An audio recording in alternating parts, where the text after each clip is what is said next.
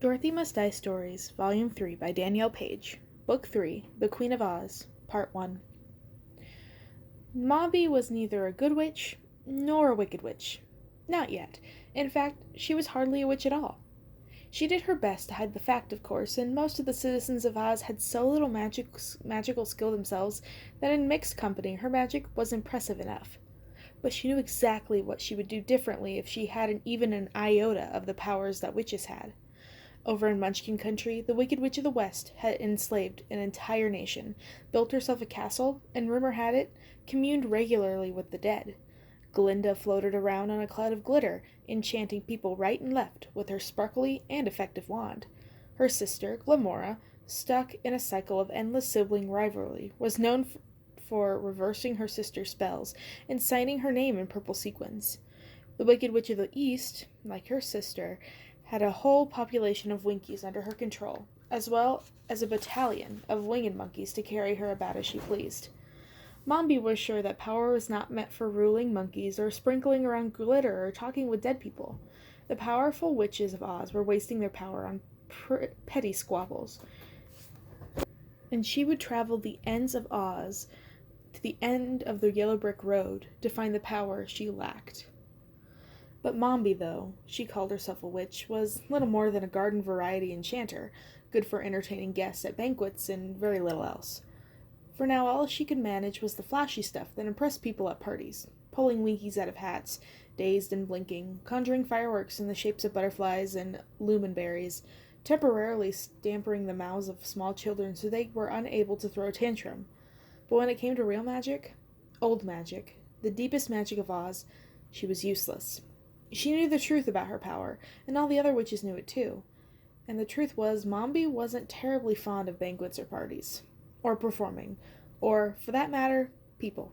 She was pretty sure magic was meant for something other than tricks, which was why she traveled all the way to Gillikin Country herself, hoping to pick up some hints from Glinda. Glinda might have been fond of glitter, but she had real power, and Mombi knew she could learn from her, even if she used her own power for something different.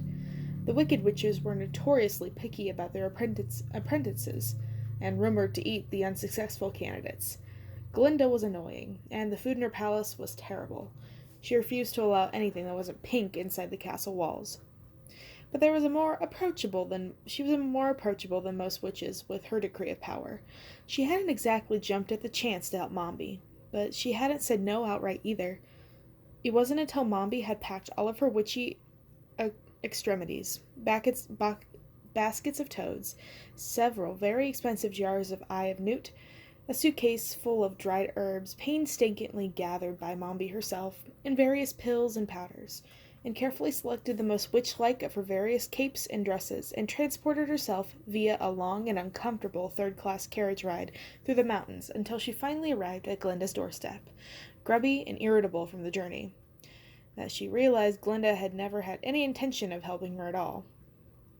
"Welcome, darling," Glinda cooed, lounging on a pink sofa piled with pink cushions in her pink-walled sitting room. She was arranging a bouquet of pink flowers with one hand.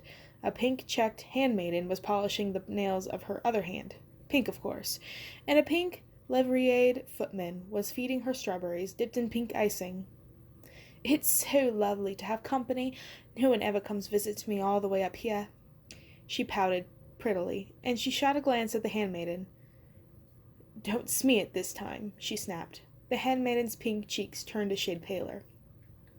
"It's so hard to find good help these days," Glinda sighed. "Anyway, dear, what brings you here? How is your family?"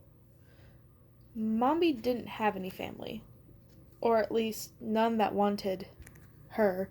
She had grown up in an orphanage on the edge of Gillikin and Munchkin countries, and with no history of her own, and no one to tell her otherwise, little Mombi decided that she was most definitely a witch. She obtained spell books from a Munchkin she knew from the orphanage, who had opened a shop filled with magical things. Most of the items contained only small magic, but he swore that the books were the real thing. Supposedly they were sourced from ancient magic, possibly once owned by the Wicked Witch of the West herself. But now she stood awkwardly in front of Glinda, her suitcases piled around her, realizing she wasn't in Gillikin Country anymore. Her long, wavy black hair was usually unbrushed. Her dresses were never quite the style that and they usually fit her badly. She never touched makeup, and her shoes were always scuffed. Her knees were a bit on the knobby side, and her arms were too skinny to be shapely. None of the things bothered her in the least under normal circumstances, but Glinda's beautifully appointed, ultra-feminine sitting room, Mombi stuck out like a dirty footprint.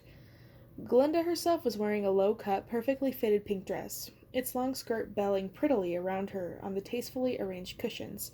Her flawless skin nearly glowed with its own healthy luster. Her thick hair was glossy, in the color of spun strawberry gold. Her long eyelashes fluttered, and her mouth sparkled with glittery pink gloss.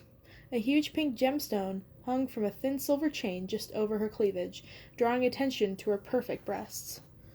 Next to Glinda, Mombi was aware of her own lack of color and sparkle, but she had never had the interest in those things. She hated pink.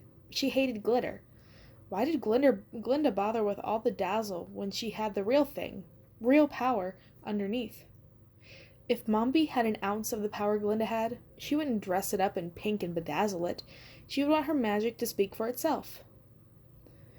"Didn't you get my letter?" Mombi's words came down more harshly than she had intended, and Glinda arched a plucked eyebrow. Mombi wasn't much of a diplomat either, which she suddenly regretted. "I get so many," Glinda said. "All these invitations.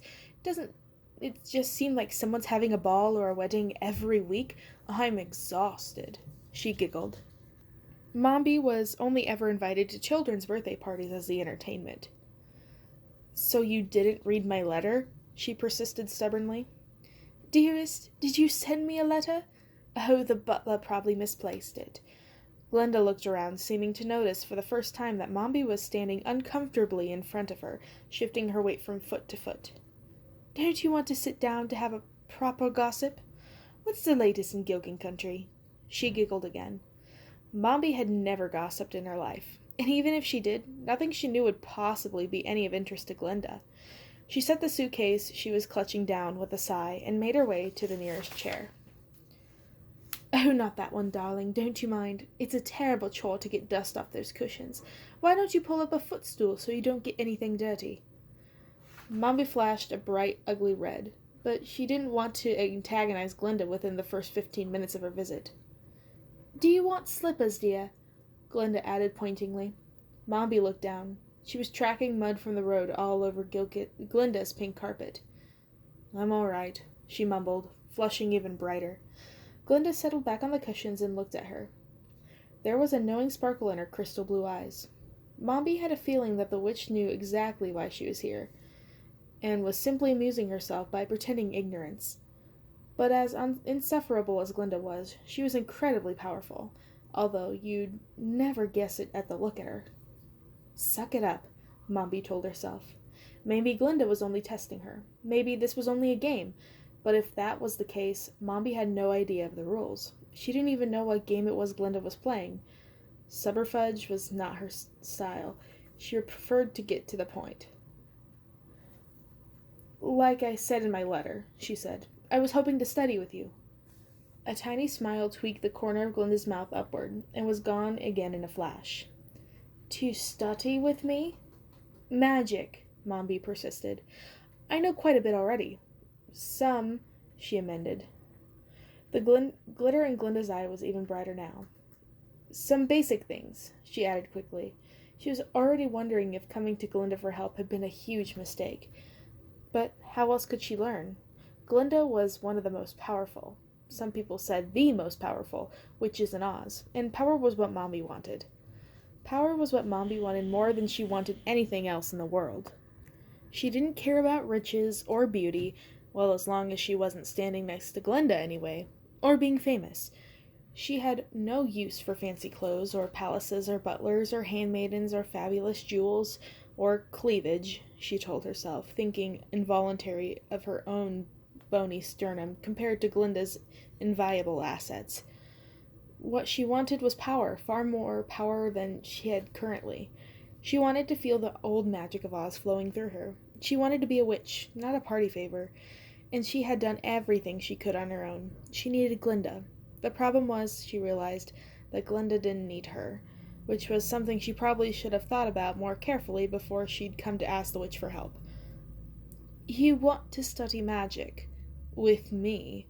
Glinda pressed one hand, still clutching a pink rose, to her chest and widened her blue eyes.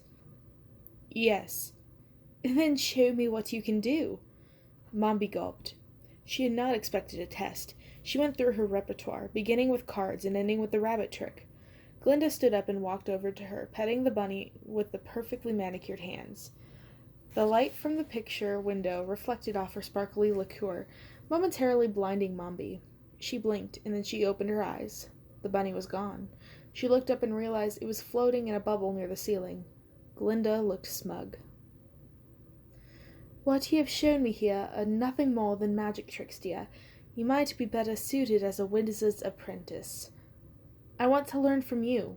Mombi couldn't accept that this was it. She wouldn't. She knew she was destined for more. I can do it. I know I am a witch. I know it in my bones and in my heart. She bit her lip and grabbed one last thing from her bag. It was a new spell she had been working on for weeks with no result, but she needed to show Glinda something. May I have the rabbit back, please? The bunny floated back down into her hand. She said the words, put the bunny back in the hat. She felt a flicker of desperation. Mombi remembered being in the orphanage among the Munchkins and telling them that she was a witch. She had always stood out, too tall, too avert to colors and singing, but when she said the word witch, they looked at her differently, some with fear, some with respect, some with idle fascination, but the word had transformed her in their eyes. Truth be told, it transformed the way she thought about herself, and from that second on, she was determined to make it true. She closed her eyes and repeated the spell. When it hopped out of the hat again, the bunny was no longer a fluffy white, but a striking shade of powder pink.